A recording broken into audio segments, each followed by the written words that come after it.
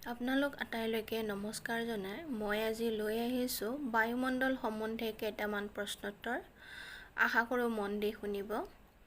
মোৰ আজিৰ প্ৰথম প্ৰশ্ন, পৃথিৱী পৃষ্ঠৰ পৰা কিমান ওপৰলৈ বায়ুমণ্ডল বিয়পি আছে? উত্তৰ 10,000 কিলোমিটাৰ। দ্বিতীয় প্ৰশ্ন, বায়ুমণ্ডলৰ কোনটো স্তৰেৰে ৰেডিঅ' তৰংগ পঠিওৱা হয়? উত্তৰ থাৰ্মস্ফিয়াৰ বা তাপমণ্ডলেৰে।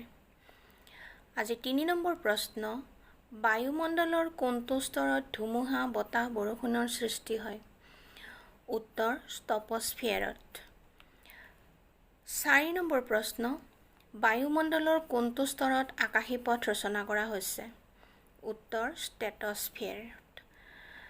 5 নম্বৰ প্ৰশ্ন, বায়ুমণ্ডলৰ কোনটো স্তৰত জলীয় বাষ্প আৰু ধূলিকণাই ডাৱৰৰ সৃষ্টি কৰে? উত্তৰ ষ্ট্ৰপস্ফিয়াৰত।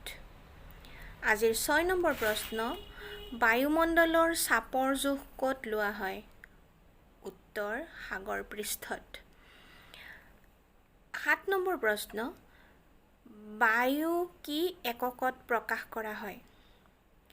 উত্তৰ মিলিবাৰ। 8 নম্বৰ প্ৰশ্ন, বতাহৰ সঠিক দিশ কি যন্ত্ৰৰ সহায়ত নিৰ্ণয় কৰা হয়? উত্তৰ উইণ্ড ভেন। আজিৰ 9 নম্বৰ প্ৰশ্ন, বতাহৰ গতিবেগ কি এককত প্ৰকাশ কৰা হয়? উত্তৰ নটত। 10 নম্বৰ প্ৰশ্ন তথা আজিৰ শেষৰ প্ৰশ্ন হ'ল, অসমৰ বৰদৈচিলা কি শ্ৰেণীৰ বতাহৰ অন্তৰ্গত? উত্তৰ ক্ৰান্তীয় ঘূৰ্ণীবতাহ। ধন্যবাদ।